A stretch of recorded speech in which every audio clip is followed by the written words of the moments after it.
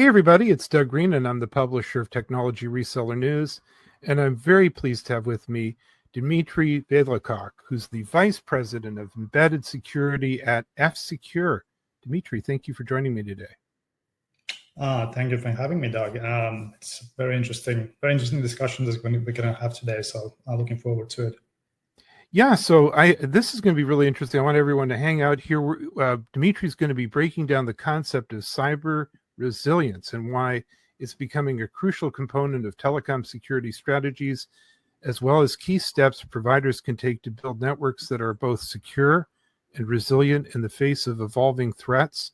We're going to dive into that in just a second, but Dmitri, first, just tell us a little bit about F-Secure. Sure thing. So F-Secure has been actually in the cybersecurity space for about 37 years. So we're one of the veterans in this space. We've been providing like traditional enterprise-grade security. We've been building consumer security, like antivirus, malware type of protections, browsing protections, VPNs, and so forth for close to 4 decades now.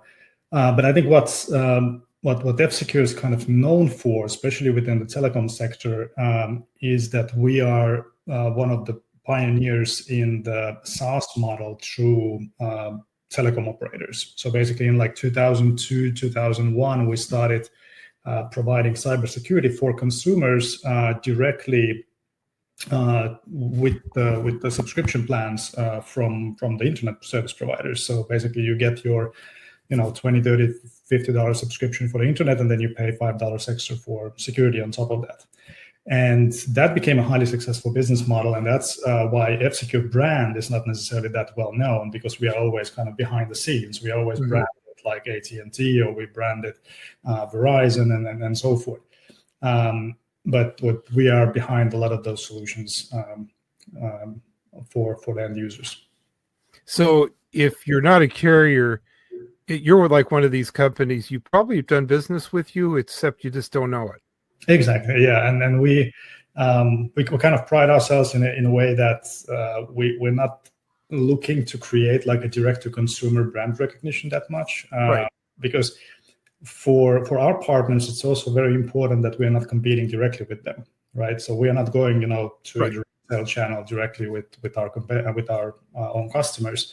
And that creates a little bit of a different dynamic as well. So, we are in a real partnership. Our customers are kind of their customers are our customers, and we are trying. That's our only way to get to that market. Well, I really love the idea of cyber resilience. We're going to be talking about that, but let's start our conversation off with AI. And the question is, explaining how AI is improving threat detection and prevention in the telecom space. I really want to ask, is AI improving detection and prevention in the telecom space? It definitely is improving. I think it makes a lot of things simpler to kind of manage. Like if I look at it purely from the cybersecurity point of view, right? We've been using AI for like 10, 15 years because the amount of data that we are processing is just impossible basically to manage without proper machine learning tools, artificial intelligence algorithms that are automatically handling things like, new detections and analyzing new sites, new messages, new files, and so forth. So for us, kind of the AI space is not new per se.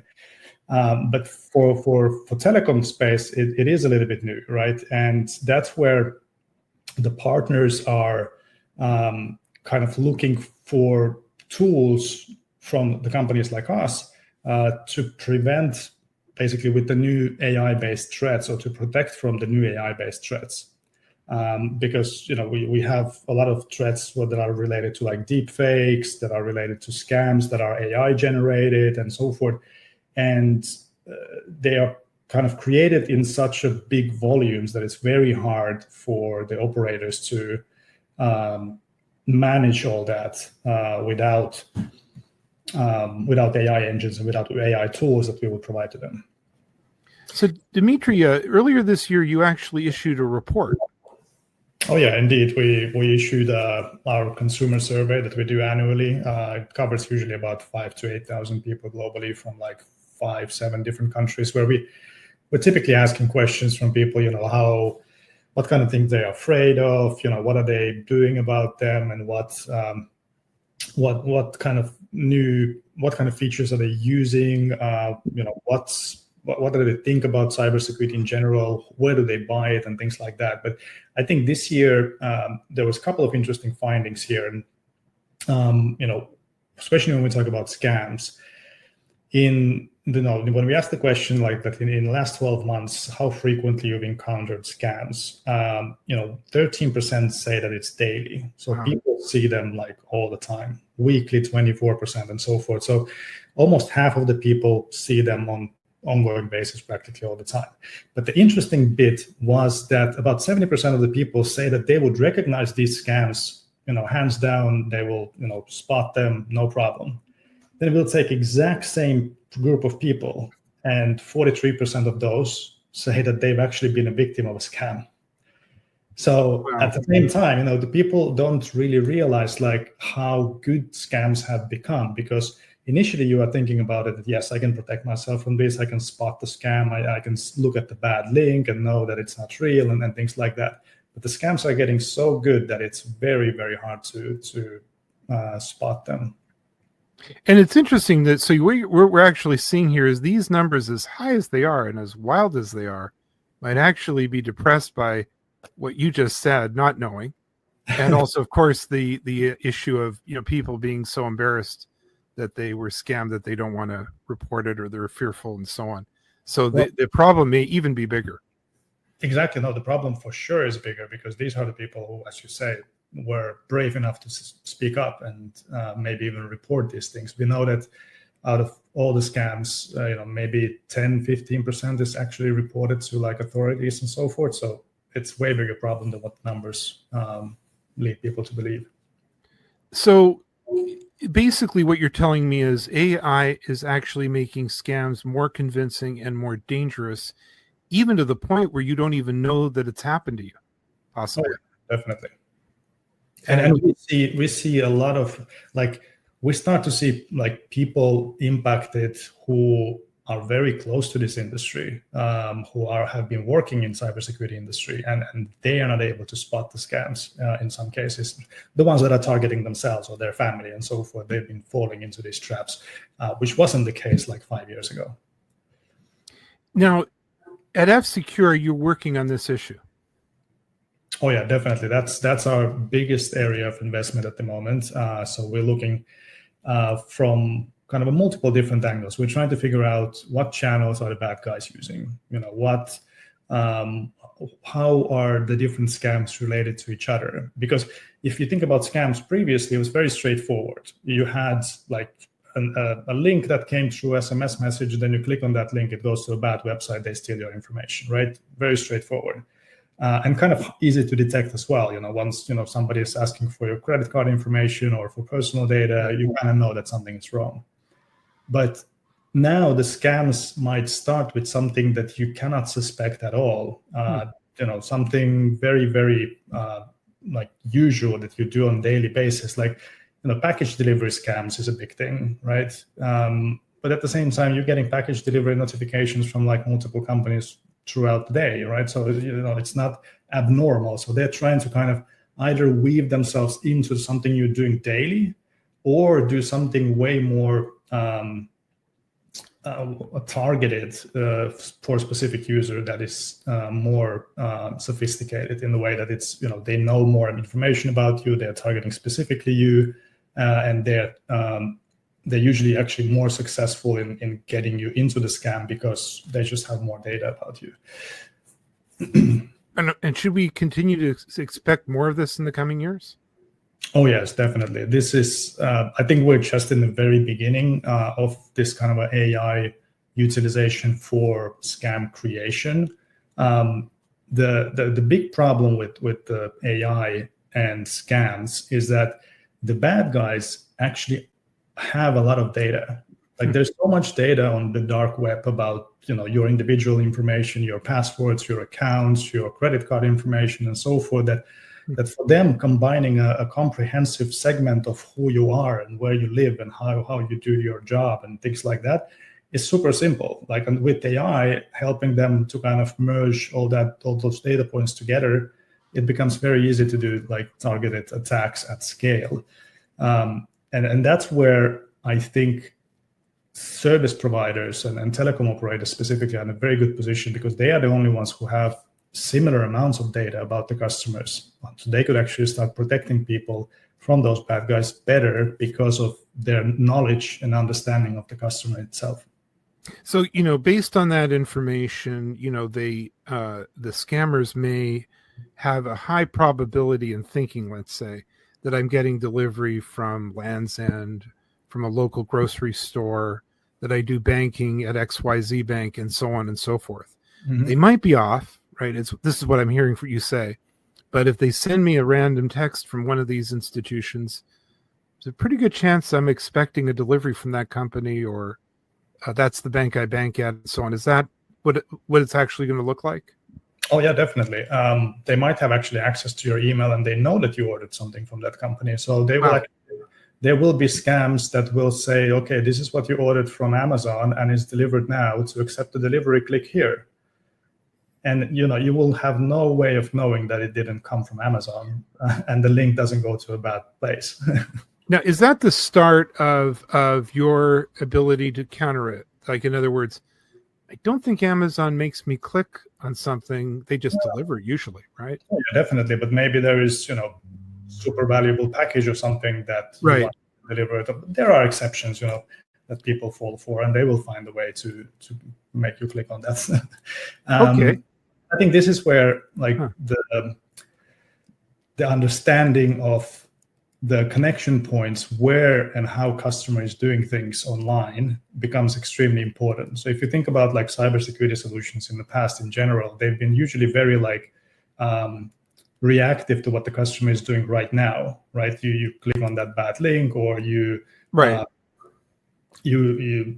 a file that is open that is malware, and then it's blocked right in that moment. And I think that's not enough anymore today. Like, we have to start thinking about how do we kind of start preventing the threats in the first place? How do we protect the identity better in the first place? How do we ensure that the customers, have proper password hygiene and start using pass keys instead of passwords and things like that? So that's the preventative part. But also, I think the telecom operators are in a very good position to actually take advantage of the data that they have and start using that in combination with AI to start predicting these threats targeting the end users. So that we can tell actually in advance that, hey, today might be a bad day for you because most likely your scam profile or scam threat score is actually higher today than it was yesterday because of all these data that we've seen in the past. So in other words, the carriers are an actually great place to counter this issue by issue. And I know you haven't said it yet, but if you're able to do that, that's going to make you as a company really sticky, right? The final customer, me, will be very grateful that you're giving me that type of intelligence. That's exactly where we're going. We are starting to get to that place where we can kind of, based on the past behavior of our customers, we're already able to predict a little bit of what kind of threats they might see in the next couple of days. But then if you combine that with the volume of data that the operators possess, because they know exactly which sites are you visiting, what SMS messages are you getting. They see practically all the traffic that goes in and out of your cell phone. So, combine that volume of information together with the preciseness of detection that we have, we will be able to predict quite a lot better when the scams are happening.